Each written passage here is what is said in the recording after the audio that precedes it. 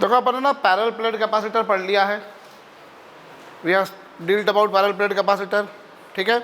अभी हम ना और अलग अलग टाइप के कैपेसिटर देखें, तो इसमें हमारे पास में अब आ रहा है स्फेरिकल कैपेसिटर। कौन सा? Listen, now we are going to talk about spherical capacitor. तो स्फेरिकल कैपेसिटर में सुनना मेरी बात, स्फेरिकल कैपेसिटर में क्या, तुम्हारे पास में ना दो स्फेयर्स हैं कॉन्सेंट्रिक। एक स्फेयर ये है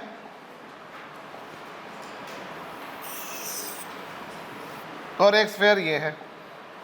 भीतर वाला जो स्फेयर है उसकी रेडियस है a, और जो बाहर वाला स्फेयर है उसकी रेडियस कितनी है? b है। इनर स्फेयर की रेडियस है a और आउटर स्फेयर की रेडियस क्या है? और आउटर स्फेयर जो है उसको तुमने अर्थ कर रखा है। अर्थ कर रखा है मतलब तुमने उसको क्या करा है, इसको पॉजिटिव चार्ज मिला है और इस पर नेगेटिव चार्ज आया है। जिस पर नेगेटिव चार्ज होता है उसको हमेशा अर्थ किया जाता है, ठीक है।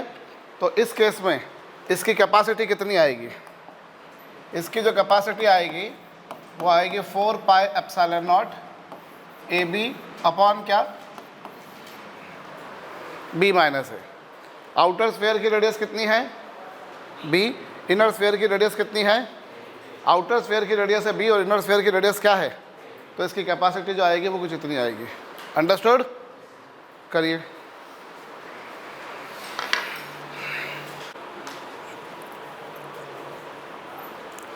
हम ना यहाँ पे पढ़ रहे हैं टाइप्स ऑफ कैपेसिटर्स। एक तुमने पढ़ लिया पैरेलल प्लेट कैपेसिटर। अभी तुम क्या देख रहे हो? ये स्फेरिकल कैपेसिटर है, ठीक है। स्फेरिकल कैपेसिटर जिसमें दो कॉन्सेंट्रिक स्फेयर्स हैं, जिसमें इनर स्फेयर की रेडियस कितनी है और आउटर स्फेयर की रेडियस कितनी है, और तुमने आउटर वाले को अर्थ कर रखा है। अर्थ कर रखा है मतलब उसका वोल्टेज 0 कर दिया तुमने, ठीक है। मतलब उस पर नेगेटिव चार्ज है, जिसको अर्थ करते हैं उस पर नेगेटिव चार्ज है, और जिसको अर्थ नहीं करते उस पर कौन सा चार्ज है? तो इसकी कैपेसिटी आएगी। बोलो समझ गए? और इसका दूसरा केस अगर मैं लेता हूँ, दूसरा केस जिसमें क्या करा तुमने, एक स्फेयर तुमने ये लिया, एक स्फेयर तुमने ये लिया, वही काम। कौन सा? इनर स्फेयर की रेडियस a है, आउटर की रेडियस b है, लेकिन यहाँ इस बार किसको अर्थ किया मैंने? इनर वाले को। किसको अर्थ किया? इनर वाले को। तो इस केस में जो कैपेसिटी आएगी, इस केस में कैपेसिटी क्या आएगी? इस केस में कैपेसिटी आएगी 4 pi epsilon not b plus 4 pi epsilon not A B upon b minus A. समझ गए? अगर तुमने किसको अर्थ किया? इनर को, तो कैपेसिटी आएगी 4 pi epsilon not b plus 4 pi epsilon not A B upon क्या? b माइनस है। बोलो अभी यहाँ पे क्या हुआ? 4 पाई एप्सिलॉन नॉट तुमने कॉमन निकाल दिया। कॉमन निकाला तो फिर क्या बना?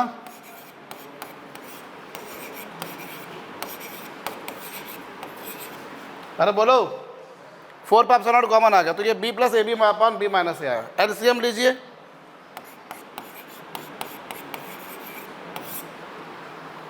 b का b में मल्टीप्लाई करा तो क्या आया? b का a में मल्टीप्लाई करा तो क्या आया?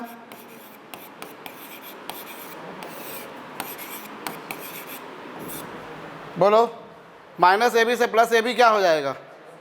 तो इस केस में जो कैपेसिटी आ रही है वो आ रही है 4 pi epsilon not b square upon क्या? b माइनस ए, ठीक है। अगर तुमने आउटर स्फेयर को अर्थ किया तो कैपेसिटी ये आई थी, और इनर स्फेयर को अर्थ किया तो कैपेसिटी ये आई। कहिए, अगर आउटर स्फेयर को अर्थ किया था तो कैपेसिटी क्या आई थी, और इनर को अर्थ किया तो क्या आया? ठीक।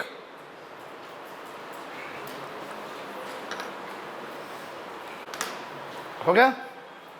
अब इसी का ना स्पेशल केस आता है तुम्हारे पास, इसी का स्फेरिकल का ही।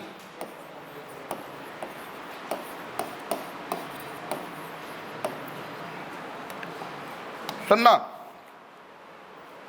इसी का स्पेशल केस आ रहा है आइसोलेटेड स्फीयर। तो आइसोलेटेड स्फीयर क्या होता है, सुनना, एक स्फीयर है ये इकलौता, बस ऐसा स्फीयर जिसकी रेडियस कितनी दे रखी है r। मुझसे इसी की कैपेसिटी पूछी है, एक सिंगल स्फीयर की। तो समझना,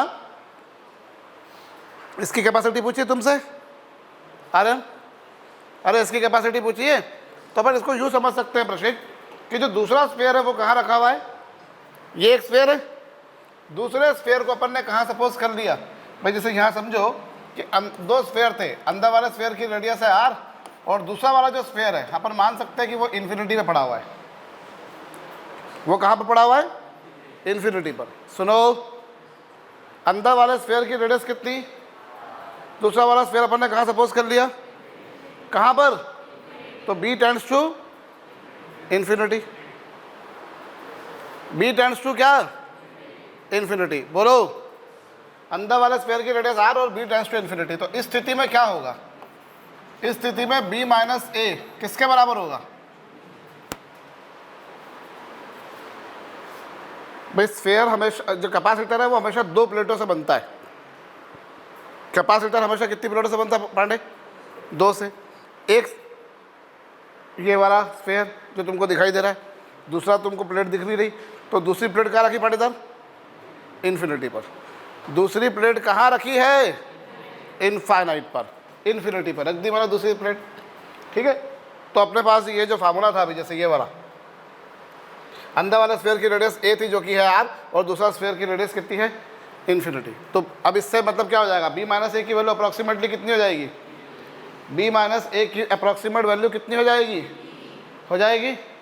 b माइनस a की अप्रॉक्सीमेट वैल्यू b। क्या यहाँ तक समझ में आया कि नहीं आया। तो b माइनस a की वैल्यू अप्रॉक्सीमेटली b हो गई। तो इस बेसिस पर कैपेसिटी क्या होगी, 4 पाई एप्सिलॉन नॉट a जो कि ये है, b जो कि ये है, और b माइनस a मतलब ये, तो कितनी आ गई,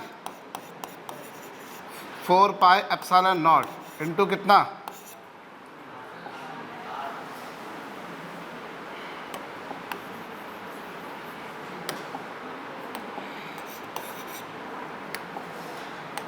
तो कैपेसिटी कितनी आ गई, 4 पाई एप्सिलॉन नॉट इंटू कितना, बोलो, समझ गए। तो ये किसकी कैपेसिटी आई, आइसोलेटेड स्फीयर की, किसकी, समझ गए।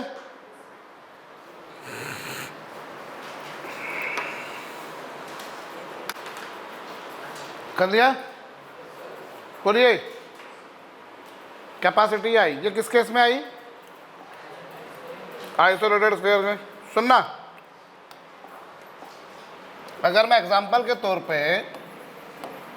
यदि मैं एग्जांपल के तौर पे अर्थ के बारे में बात करूं, पृथ्वी के बारे में बात करूं मैं, तो अर्थ इज आल्सो स्फीयर। बोलो ना, अर्थ क्या है तुम्हारे पास, एक स्फीयर है।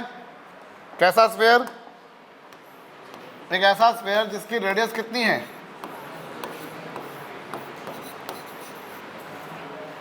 तो इसकी कैपेसिटी क्या होगी, इसकी कैपेसिटी क्या होगी, 4 पाई एप्सिलॉन नॉट की वैल्यू कितनी होती है, 9 इंटू 10 की पावर 9 नहीं होती है, 1/9 इंटू 10 की पावर 9 होती है। 1/4 पाई एप्सिलॉन नॉट की वैल्यू होती है 9 इंटू 10 की पावर 9। 1/4 पाई एप्सिलॉन नॉट की वैल्यू कितनी होती है, तो यहाँ 4 पाई एप्सिलॉन नॉट है ना, उल्टा होगा ना यहाँ पर। और अर्थ की रेडियस कितनी, 6400 किलोमीटर, किलोमीटर को मीटर में कन्वर्ट करो, इसको सिंप्लीफाई करके देखोगे तो यू विल फाइंड पूरी अर्थ की कैपेसिटी आ रही है कितनी सर,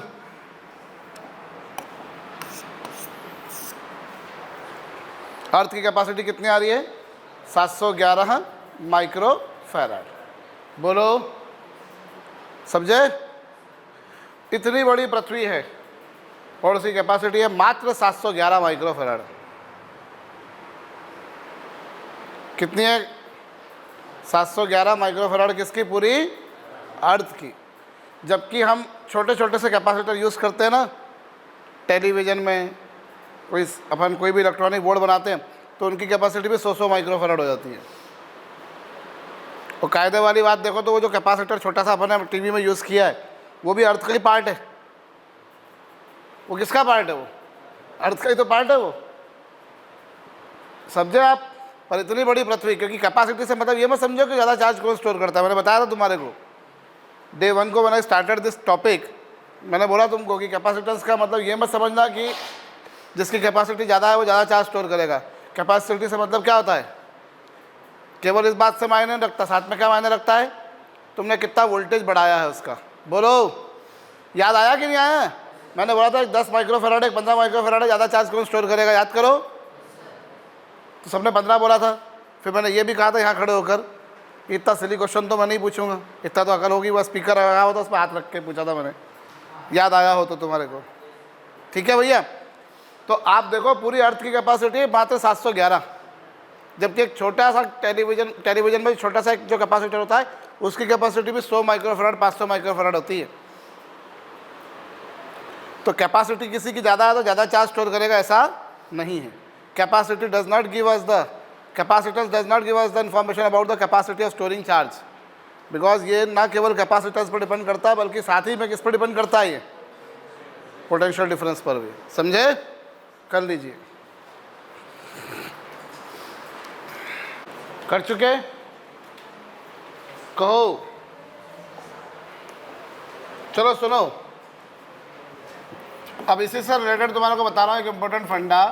तुम्हारे पास में ना ऐसे n आइडेंटिकल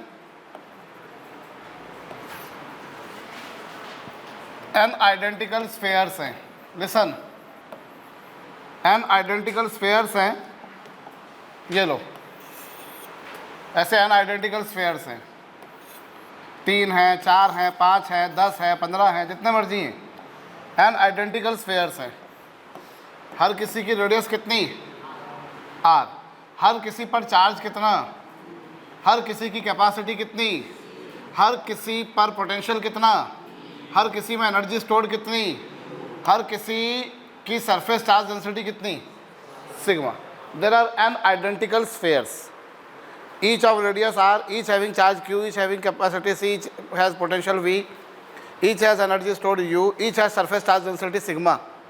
अब मैं इन सबको मिला लेता हूँ, इनको कोलिस कर लेता हूँ, और इनको कोलिस करने के बाद क्या करता हूँ? इनको कोलिस कर देने के बाद क्या? एक बड़ी बॉल बनाता हूँ।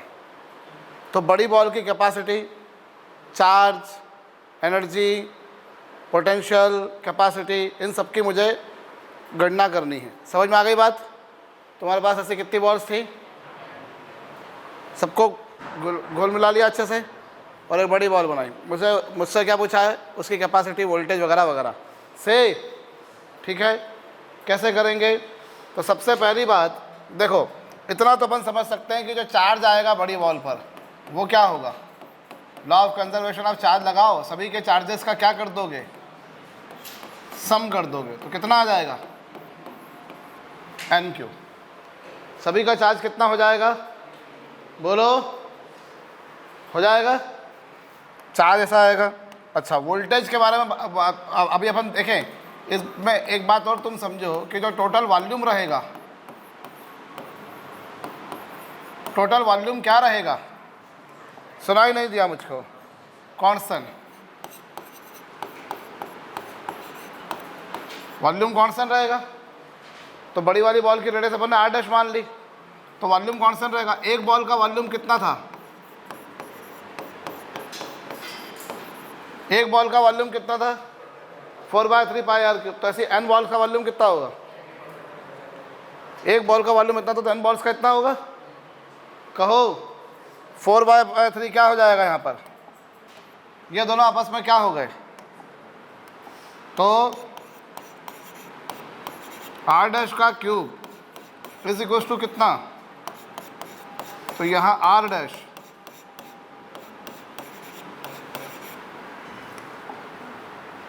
ठीक है। तो जो रेडियस आ गई वो कितनी आ गई? ये आ गई। अरे कहो, देखो ये समझ में आ गया। तुम्हारे पास ऐसे कितनी बॉल्स थी, हर किसी का रेडियस कितनी है, चार्ज कितना, कैपेसिटी कितनी, सरफेस पर वोल्टेज कितना, एनर्जी स्टोर कितनी, सरफेस चार्ज डेंसिटी कितनी, सबको क्या करा तुमने, मिला दिया और एक बड़ी बॉल बनाई। तो बड़ी बॉल का चार्ज पूछा है, तो चार्ज क्या होगा, सारे इंडिविजुअल चार्जेस को जोड़ दो और टोटल वॉल्यूम क्या रहेगा इस प्रक्रिया में, कांस्टेंट रहेगा।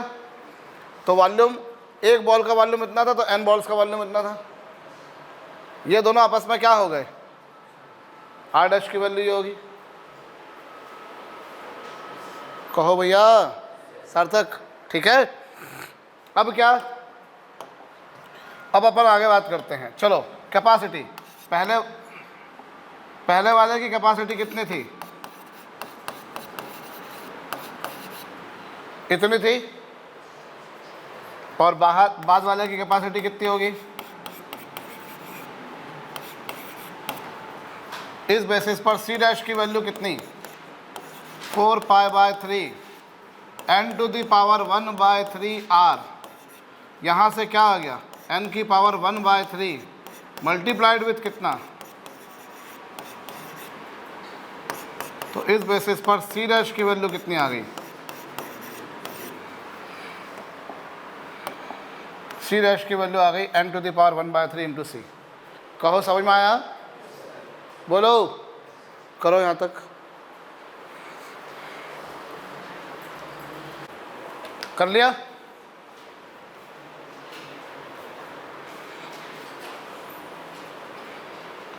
तो ये कैपेसिटी आ गई।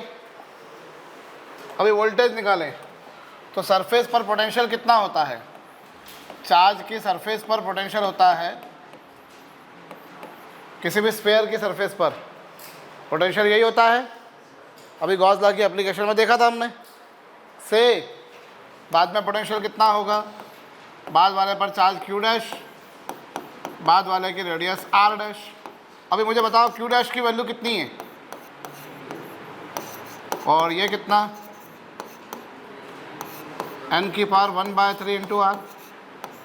क्या मैं सही हूँ, अभी n से n⁻⁴ कैंसिल हो जाएगा तो कितना बचेगा,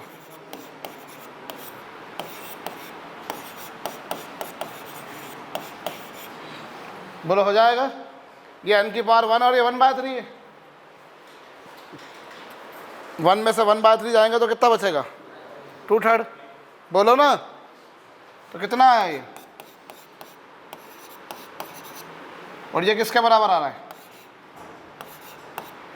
तो v डैश की वैल्यू कितनी आ गई। क्या यहाँ तक समझ में आया, बोलो कृष्णा भाई। वोल्टेज होता है q/this, फिर ये q dash upon this, q dash की वैल्यू इतनी, r डैश की वैल्यू इतनी, n⁻1 से 1/3 जाएगा तो 2/3 बचेगा। कहो ना यार, समझ गए, ये हमारे पास आया। अब क्या, हम एनर्जी निकालते हैं। तो चलो एनर्जी कितनी होती है, हाफ CV², और अगली बार क्या होगी, half C dash V dash का स्क्वायर, और C डैश की वैल्यू कितनी, और V डैश की वैल्यू कितनी, एम आई करेक्ट। कितना हो जाएगा ये, n⁻⁴ और ये n⁻⁴ है, इसका स्क्वायर किया तो 4/3 हो गया। तो कितना हो गया ये n⁻⁴,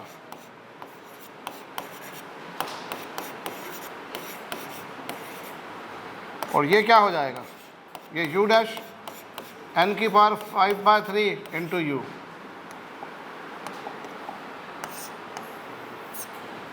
तो जो एनर्जी है वो इतनी आ गई। कहो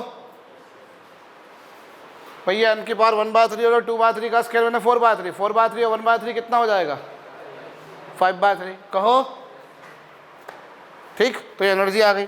चलो लगे हाथ, तो अपन एक और काम कर ले, चार्ज डेंसिटी। चार्ज डेंसिटी क्या होती है, चार्ज पर यूनिट एरिया।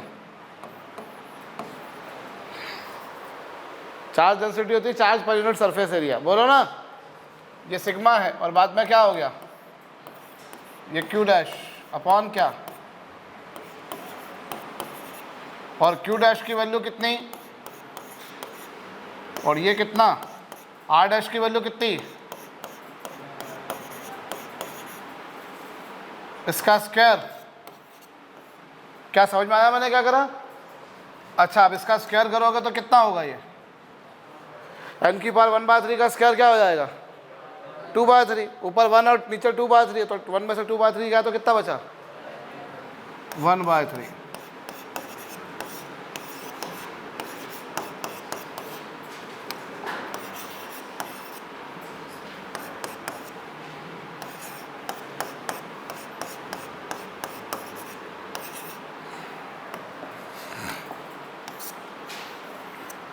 समझ गए? बोलिए, समझ में आई बात या नहीं? तो यहाँ तुम्हारे पास में क्या आया, सरफेस पर पोटेंशियल, एनर्जी कैसे निकाली, चार्ज डेंसिटी कैसे निकाली, समझ में आया या नहीं आया? पोटेंशियल होता है ये, बाद में चार्ज ये, रेडियस ये, चार्ज की वैल्यू पुट करी, रेडियस की वैल्यू पुट करी, 1 से 1/3 जाएगा, 2/3 बचेगा, बाकी वही आ गया वी का एक्सप्रेशन। एनर्जी ये होती है, पहले कैपेसिटी सी थी, बाद में सी डैश, पहले वोल्टेज वी था, बाद में वी डैश, सी डैश की value in terms of C रखी, वी डैश की value in terms of V रखी। 2/3 का स्क्वायर क्या होगा, 4/3, 4/3 1/3 कितना, 5/3 इंटू यू। कहो charge density, charge upon area, बाद में चार्ज अपॉन एरिया, ये एन क्यू, ये इससे कैंसिल होकर कितना बचेगा, एन की पावर 2/3 है ना, ये 1 से 2/3 जाएगा तो कितना बचेगा,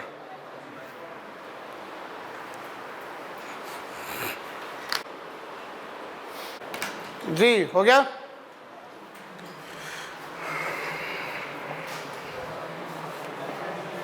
तो क्या आया, रेडियस का फार्मूला क्या आया बेटा, सुनो सुनो, रेडियस का फार्मूला ये आया, कैपेसिटेंस का फार्मूला ये आया, वोल्टेज का फार्मूला ये आया, चार्ज का फार्मूला,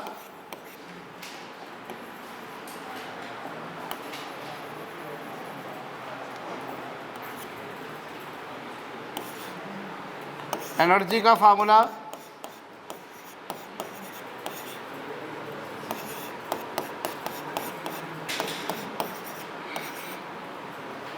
कर लो, लिखो इसमें 1000 identical metallic balls, 1000 identical metallic balls, 1000 identical metallic balls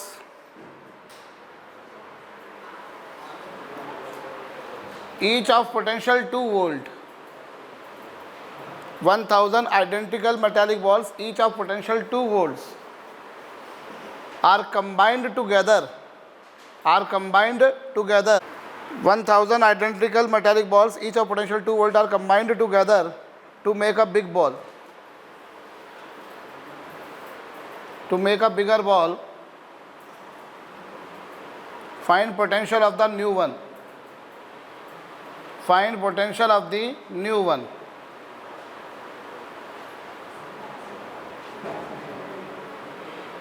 Find potential of the new one. हाँ जी, क्या होगा यहाँ पर, वोल्टेज n की पावर 2/3 इंटू वी, n कितना 1000, उसकी पावर कितनी, और वोल्टेज कितना। अभी सुनो, इसको क्या लिख सकते हो तुम,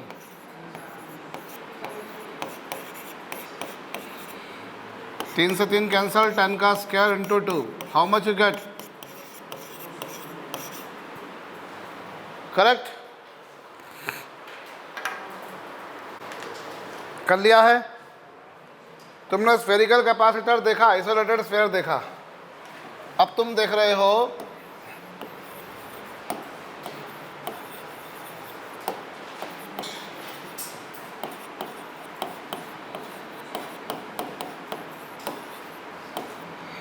सिलेंड्रिकल कैपेसिटर।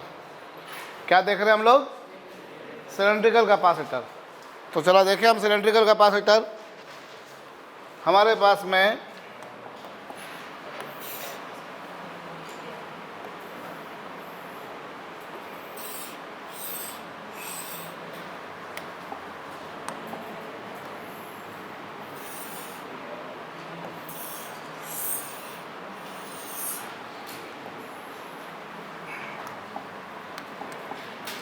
इसमें इनर स्फीयर की रेडियस a है और आउटर स्फीयर की सिलेंडर की रेडियस कितनी है और इसकी लेंथ कितनी है?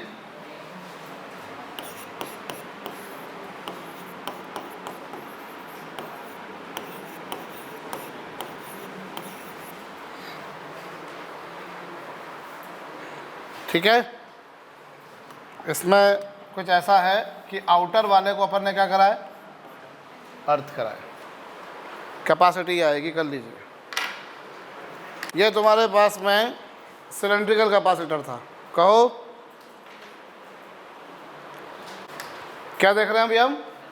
कैपेसिटेंस को कैसे फाइंड आउट करते हैं, जो तुमने फार्मूला देखे ना अभी अलग अलग, पैरेलल प्लेट का, स्फेरिकल का, सिलेंड्रिकल का, इस कैपेसिटेंस को फाइंड आउट करने का बहुत सिंपल तरीका बता रहा हूँ। मात्र 3 स्टेप्स में तुम्हारा काम होगा। कितने स्टेप्स में?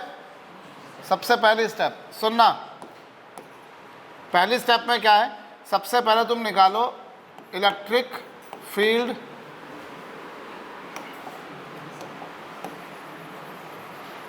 पहला काम क्या करोगे तुम, डिटरमाइन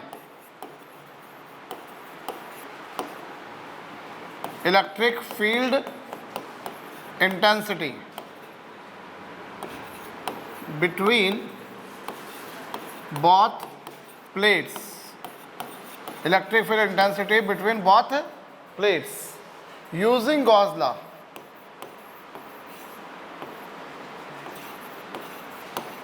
गॉस लॉ का यूज़ करके हम दोनों प्लेटों के बीच में क्या निकालेंगे, इलेक्ट्रिक फील्ड।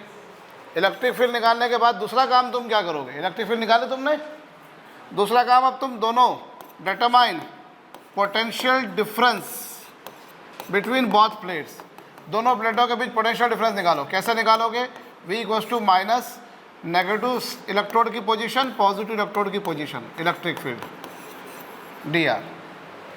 समझ गए? बोलो, इलेक्ट्रिक फील्ड निकालो इस तरीके से तुम पोटेंशियल डिफरेंस।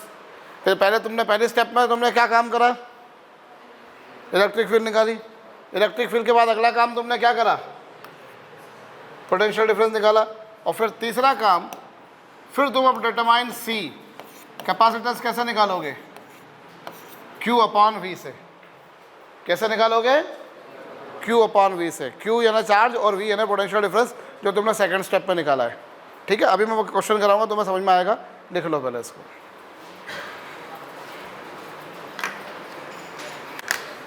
अब डिटरमाइन की स्पेलिंग भी गलत लिखी है मैंने, वो क्या होता है, यहाँ से नहीं दिखता है, दूर जाके हो जाता है,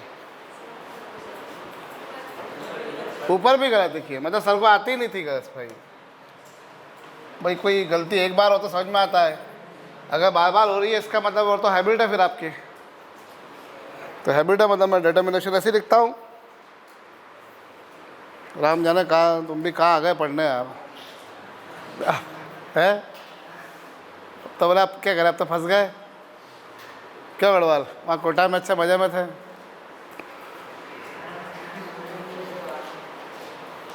क्या बोल रहे,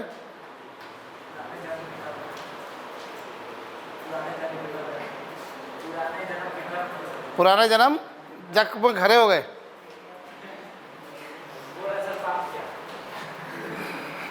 चलो भैया, ये कैपेसिटेंस कैसे निकलेगा समझ में आया?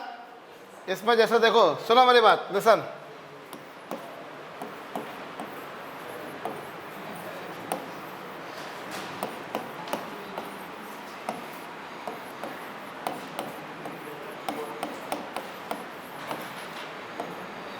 Parallel plate capacitor. लिसन, हम क्या देख रहे हैं, parallel plate capacitor. Listen listen listen, तो पैरेलल प्लेट कैपेसिटर में हम लोग कैसे काम करेंगे, पैरेलल प्लेट कैपेसिटर में हम लोग कैसे काम करेंगे, इसको ज़रा समझना भाई। देखो तुम्हारे पास में ना इस तरह से दोनों प्लेटें क्या है, एक दूसरे के पैरेलल हैं। तुम्हारे पास में इस तरह से दोनों प्लेटें क्या है, एक दूसरे के पैरेलल। एक प्लेट ये है और एक प्लेट ये है। तुम्हें क्या करना है, इसकी कैपेसिटी निकालनी है। अभी इन दोनों के बीच में क्या है, एयर है। अभी ये पॉजिटिव चार्ज प्लेट है, नेगेटिव चार्ज प्लेट है। पहले इनके बीच में इलेक्ट्रिक फील्ड निकालो। तो इलेक्ट्रिक फील्ड कैसे निकालोगे? पॉजिटिव प्लेट के कारण इलेक्ट्रिक फील्ड क्या होगी, और यही इलेक्ट्रिक फील्ड किसके कारण होगी? What is the electric field due to positive charge plate is due to negative plate as well. Positive plate के कारण भी वही होगी, नेगेटिव के कारण भी वही होगी। अब पॉजिटिव प्लेट के कारण क्या होगी? Away from plate. और नेगेटिव प्लेट के कारण क्या होगी? दोनों का डायरेक्शन क्या है? तो टोटल इलेक्ट्रिक फील्ड क्या होगी? कितना आया दोनों को जोड़ा तो?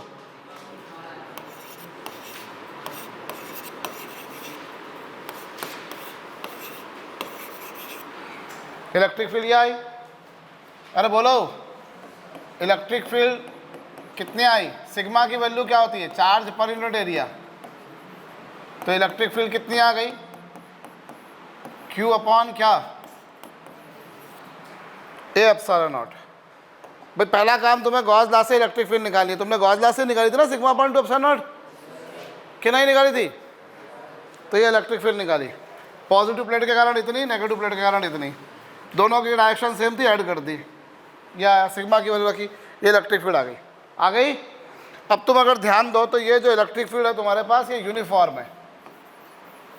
और अगर यूनिफॉर्म इलेक्ट्रिक फील्ड है, if it is uniform electric field, तो दोनों प्लेटों के बीच में पोटेंशियल डिफरेंस सीधा वी, हम यूनिफॉर्म इलेक्ट्रिक फील्ड के केस में हम लोग जानते हैं E इक्वल्स टू क्या होता है? डायरेक्ट V अपॉन डी लिख सकते हैं। हम लोगों ने रिलेशन लिखा था, relation between electric field intensity and electric potential being uniform electric field. चूंकि वो यूनिफॉर्म इलेक्ट्रिक फील्ड है, इसलिए Shreya E equals to direct क्या लिख सकती हो? ठीक है, तो V इक्वल्स टू कितना हो जाएगा? V इक्वल्स टू हो जाएगा ED, और E की वैल्यू कितनी?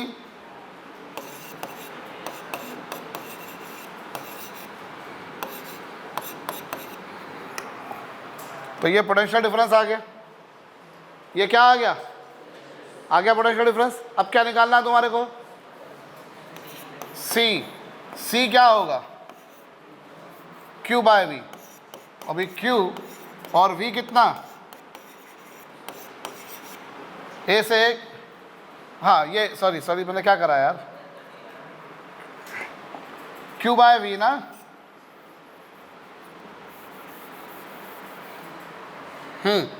V की वैल्यू ये है, यस। तो ये Q और V की वैल्यू कितनी है? QD upon A epsilon not. Q से Q क्या हो गया?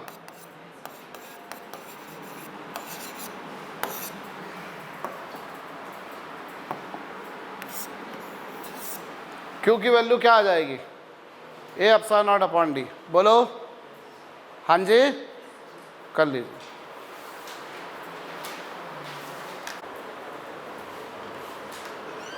कहो भैया,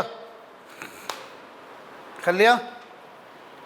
तो यहाँ ये रहा। चलिए सुनिए, अब सपोज करो अगर मैं इसके बीच की पूरी स्पेस को, if this whole space is covered with a dielectric, तो यहाँ इलेक्ट्रिक फील्ड में भी अपॉन में किया जाएगा। Force becomes 1/k times, so electric field will also become 1/k times.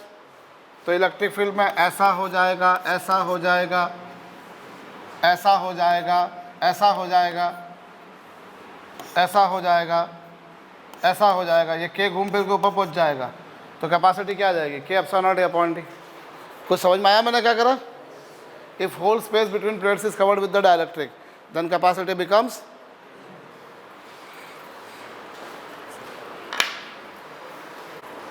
कर लिया?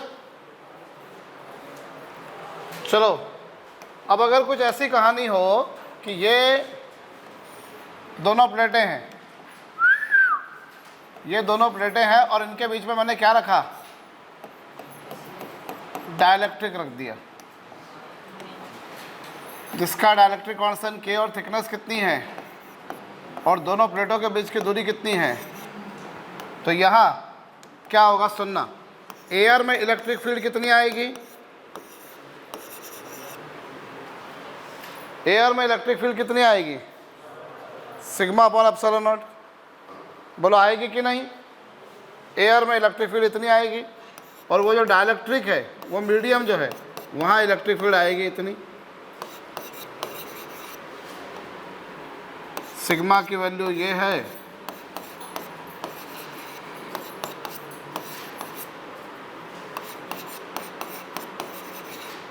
क्या यहाँ तक समझ में आ गया? ये इलेक्ट्रिक फील्ड एयर में आ गई, ये इलेक्ट्रिक फील्ड मीडियम में आ गई। अब एयर में अलग है, मीडियम में अलग है, लेकिन जहाँ जो है उतनी ही है। पूरी एयर में एक जैसी रहेगी, पूरे मीडियम में एक जैसी रहेगी, फिर उसके बाद वापस से एयर में एक जैसी रहेगी। बोलो रहेगी कि नहीं रहेगी? पूरी एयर में इलेक्ट्रिक फील्ड हर जगह कैसी है? मैंने माना एयर में अलग है, मीडियम में अलग है, लेकिन इस पूरी एयर में यूनिफॉर्म है, फिर इस मीडियम में यूनिफॉर्म है, और वापस से फिर एयर में यूनिफॉर्म हो गई। बोलो, तो इलेक्ट्रिक फील्ड निकाल दी। अब पोटेंशियल डिफरेंस निकालो। तो पोटेंशियल डिफरेंस कैसे निकलेगा? चूंकि वो यूनिफॉर्म है, इसलिए आप पोटेंशियल डिफरेंस बराबर E इंटू डी कर सकते हो। अब एयर में इलेक्ट्रिक फील्ड कितनी थी? इतनी, और एयर की डिस्टेंस कितनी है, और मीडियम में कितनी है, और मीडियम में डिस्टेंस कितनी है? समझ में आया मैंने क्या करा? समझ में आया या नहीं आया? एयर में इलेक्ट्रिक फील्ड कितनी है? एयर में इलेक्ट्रिक फील्ड कितनी है, और एयर में डिस्टेंस इतनी है। मीडियम में कितनी आदित्य? और मीडियम में डिस्टेंस इतनी है। कहो, इसमें से क्या कुछ कॉमन आ रहा है? Q अपॉन, तो ये कितना आ गया? D माइनस टी प्लस कितना? अरे आया? ये पोटेंशियल डिफरेंस आ गया। अब पोटेंशियल डिफरेंस निकालने के बाद अगला काम क्या है भाई? पहली स्टेप में इलेक्ट्रिक फील्ड निकाली गॉस लॉ से, दूसरी स्टेप में पोटेंशियल डिफरेंस बिटवीन प्लेट्स निकाल लिया। कहो अब क्या? C निकालूंगा, तो C और V की वैल्यू कितनी?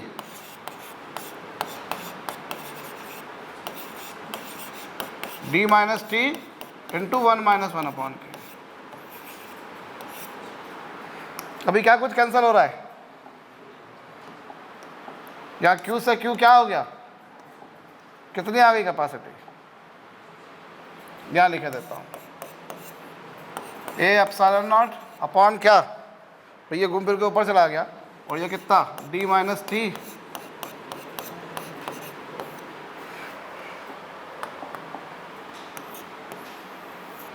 ये कैपेसिटी आ गई। कहिए, समझ गए?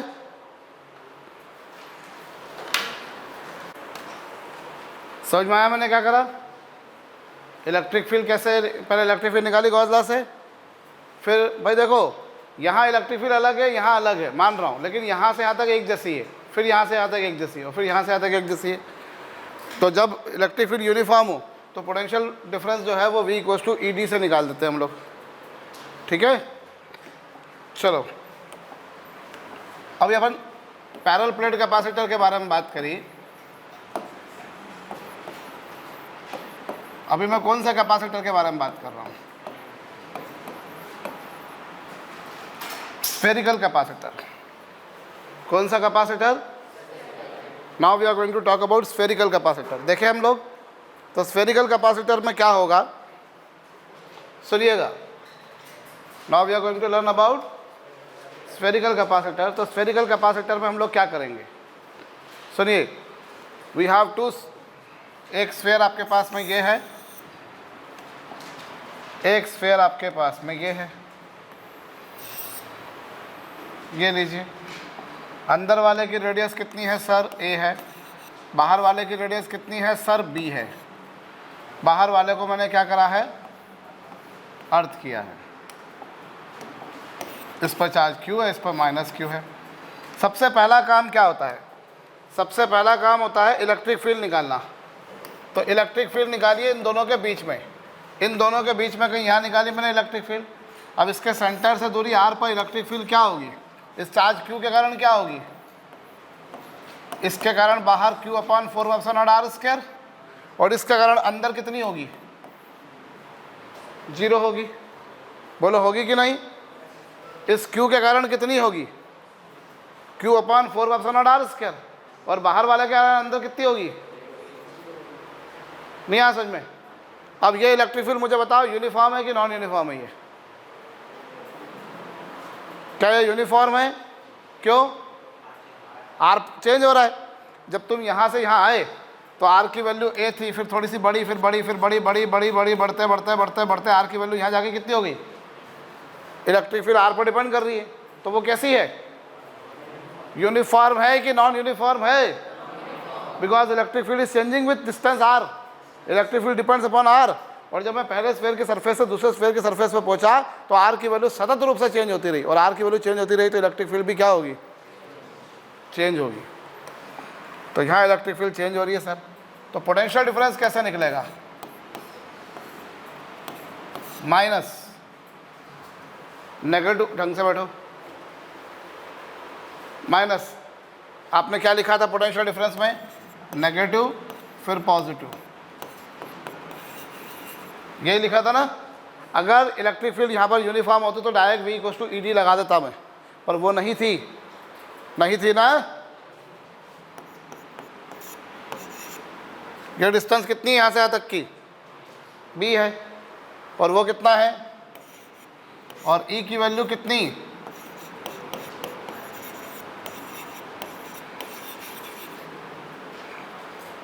बोलो, है या नहीं है? है? ये आ गया भाई, नेगेटिव की पोजीशन पे भी है और पॉजिटिव की पोजीशन पे ये है। अभी सुनिए, minus Q upon 4 pi epsilon not, minus पहले से था, और ये आर की power minus 2 dr minus Q upon 4 pi epsilon 0, और आर की पावर माइनस 2 का इंटीग्रेशन क्या होगा? आर की पावर माइनस 1 अपॉन माइनस 1। भाई पावर में ऐड करते हैं, और लिमिट क्या? B से A। कहो इसका क्या करते हैं? करिए पहले यहाँ तक। कुछ कह रहे थे मौलिक?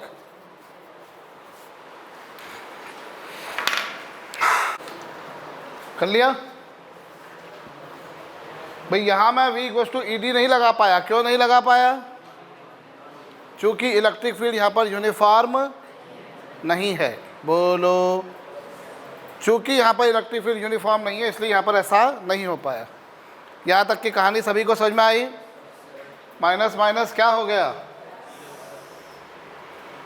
अभी क्या आया? Potential difference Q upon 4 pi epsilon not, minus minus plus हो गया, और R की पावर माइनस 1 को मैं क्या लिखूंगा?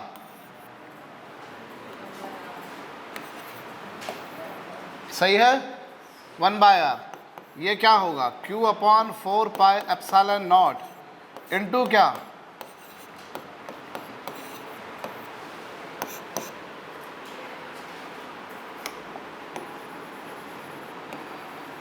लिमिट पुट करूंगा, पहले A फिर B, तो ये Q upon 4 pi epsilon naught, ये B minus A whole upon क्या? ये V आया? अरे कहो, ये V आ गया। तो C गोस टू क्या आएगा?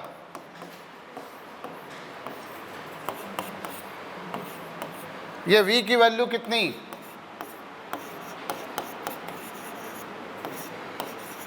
B माइनस A, Q से Q क्या हो गया?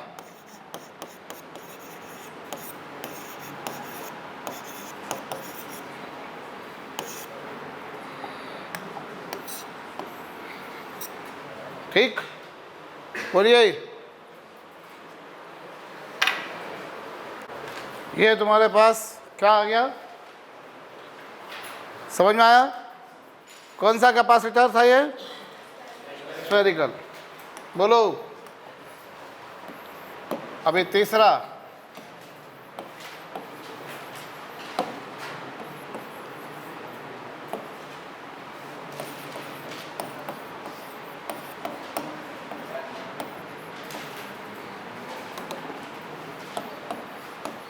Cylindrical capacitor. लिसन,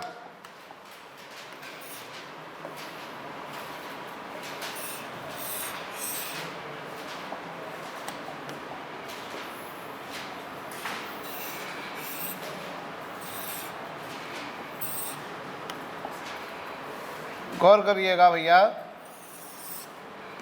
इसमें इनर सिलेंडर की रेडियस a है और आउटर सिलेंडर की रेडियस कितनी है, b है। अब आपको क्या करना है, सबसे पहला काम क्या करना है, इन दोनों के बीच में किसी पोजीशन पर यहाँ कहीं क्या निकालनी है, इलेक्ट्रिक फील्ड। सुनो, तो इलेक्ट्रिक फील्ड क्या होगी, इलेक्ट्रिक फील्ड इस अंदर वाले सिलेंडर के कारण कितनी होगी, अंदर वाले सिलेंडर के कारण होगी, आपको ध्यान दिला दूँ, लीनियर चार्ज जो होता है वो इलेक्ट्रिक फील्ड इतनी डेवलप करता है, याद है, लीनियर चार्ज क्या इलेक्ट्रिक फील्ड डेवलप करता है, lambda upon 2 pi epsilon naught r. Gauss law की एप्लीकेशन में सबसे आखिरी एप्लीकेशन यही थी या नहीं थी, क्या थी electric field, lambda over 2 pi epsilon naught r. बोलो, अभी इलेक्ट्रिक फील्ड ये आई, इलेक्ट्रिक फील्ड की वैल्यू क्या होगी, charge per unit length, electric field क्या होगी, चार्ज पर यूनिट लेंथ। बोलो होगी या नहीं, अरे होगी। तो ये इलेक्ट्रिक फील्ड आ गई कितनी, Q upon L 4 pi epsilon naught, sorry 2 pi epsilon naught r.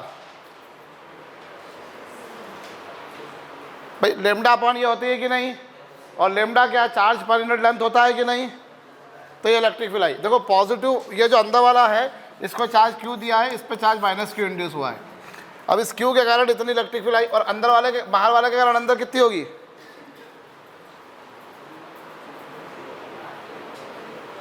भाई इससे r दूरी पर ये होगी कि नहीं होगी, और इस बाहर वाले सिलेंडर के कारण अंदर कितनी होगी, अंदर चार्ज 0 आएगा, गॉस लॉ लगाएंगे तो इलेक्ट्रिक फील्ड 0 आएगी कि नहीं आएगी। तो ये आ गई इलेक्ट्रिक फील्ड, कितनी आ गई, आप मुझे बताइए ये इलेक्ट्रिक फील्ड कैसी है, ये यूनिफॉर्म है कि नॉन यूनिफॉर्म है, कैसी है ये हनरूल, क्यों, आर पर डिपेंड कर रही है, और आर की वैल्यू लगातार क्या हो रही है, आर की वैल्यू यहाँ कम है फिर ज़्यादा है, आर की वैल्यू लगातार क्या हो रही है, चेंज हो रही है कि नहीं, आर की वैल्यू चेंज होगी, यहाँ आर की वैल्यू अलग है, यहाँ अलग है, यहाँ अलग है, यहाँ अलग है, यहाँ अलग है, यहाँ अलग है, यहाँ अलग है, आर की वैल्यू चेंज हो रही है, ये यूनिफॉर्म नहीं है, नॉन यूनिफॉर्म है। और जब नॉन यूनिफॉर्म होती है तो इलेक्ट्रिक पोटेंशियल डिफरेंस कैसे निकलता है, नेगेटिव प्लेट की पोजीशन पॉजिटिव प्लेट की position.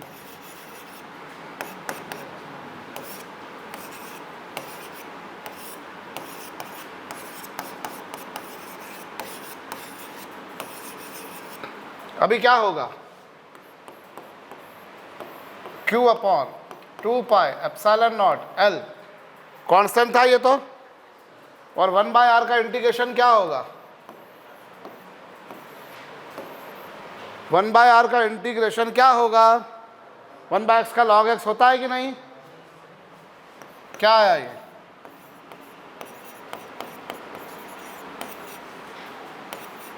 log a minus log b, minus sign का इसमें मल्टीप्लाई करो,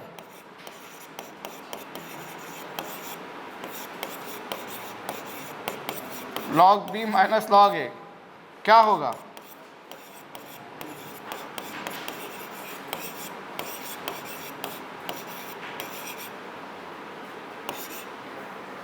ये पोटेंशियल डिफरेंस आ गया, क्या है ये। अब पोटेंशियल डिफरेंस आ जाने के बाद अगला काम तुम क्या करते हो, कैपेसिटेंस कैसे निकालोगे तीसरे स्टेप में, C इक्वल्स टू कितना Q बाय V, ये Q और V की वैल्यू कितनी है, Q upon 2 pi epsilon not L logarithm of B upon A, Q से Q क्या हो गया, सो व्हाट यू गेट,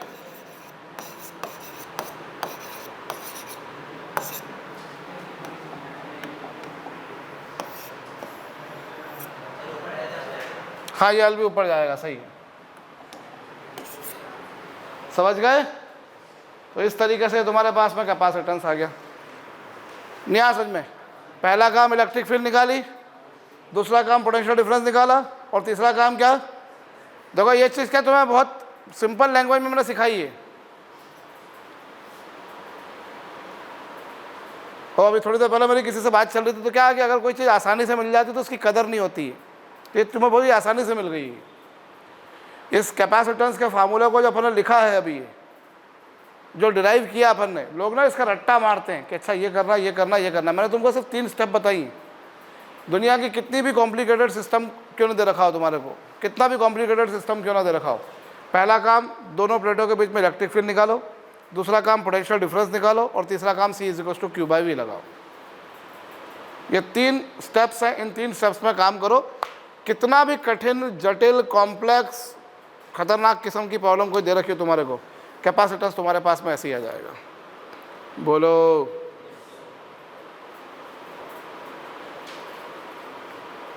समझ गए? तो किस तरीके से कैपेसिटेंस निकाला जाता है, क्लियर हो गया? बोलिए।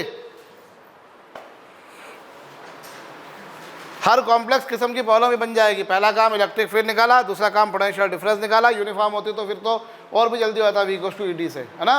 और फिर तीसरा काम ये वाला तो बड़ा आसान ही होता है हमेशा। अंडरस्टूड?